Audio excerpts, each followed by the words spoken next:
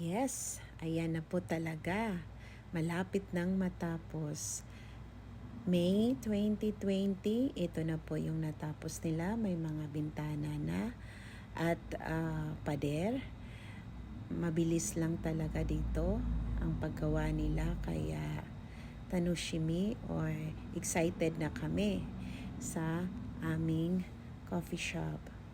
At di rin mawawala yung kaba kung ano man yung magiging future ng itinayo naming negosyo.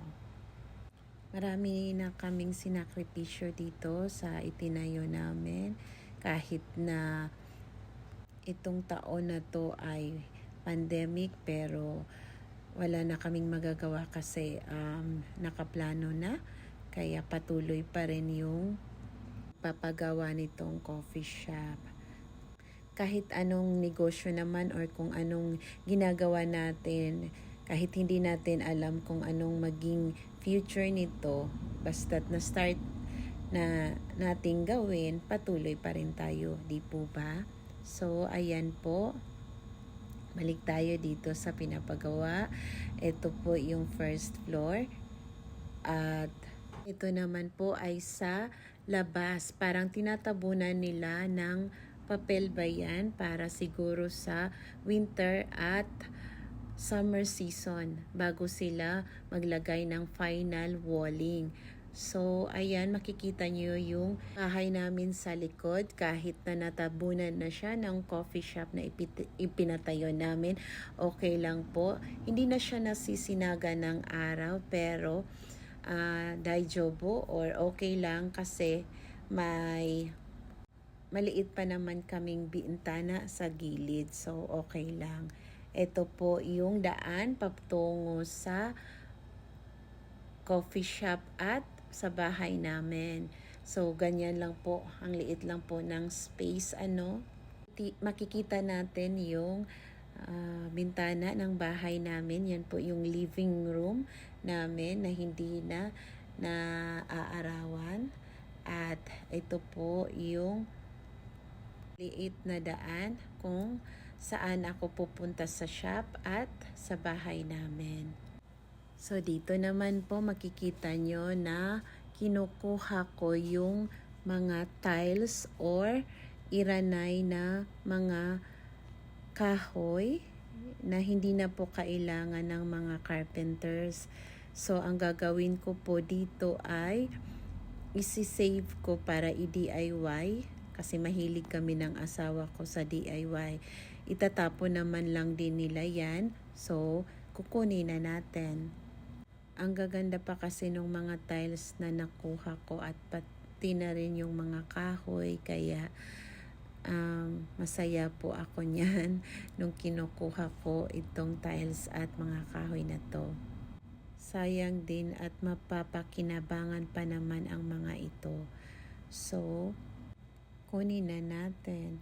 At ito pala yung parking space ng coffee shop. Bali dito din po yung gagawa kami ng mga lagayan ng mga upuan. Ito yung papunta doon sa bahay namin. I-share ko lang sa inyo na yung favorite color ng asawa ko is white and black. At ako naman ay green, light green, and light blue. So, inaawasiro or kinumbay namin yung mga gusto namin na kulay. At yun yung ginawa namin na kulay sa pagpapagawa namin ng coffee shop. Sa mga gagawin natin, marami tayong i-consider na mga plano at mga sitwasyon. Kaya sobrang pag-isipan natin at hingin natin sa Diyos kung ano yung ikakabuti natin. So, ayan. Tapos na din yung pag-tiles at semento sa baba at sa parking. So, yung architect pala o nagpaplano sa aming shop ay ayan po, naglagay sila ng mga halaman na gusto nila. Hindi po namin yan plano pero parang part na nung ibinigay na nila sa amin. So, ito po yung sabi ko na wag nilang isemento kasi gusto kong taniman ng mga halaman na gusto ko. So, ito yung mga nabili ko, eucalyptus at yung mga halaman or bulaklak ko sa dati kong garden. Mahilig talaga ako sa mga halaman o sa mga bulaklak.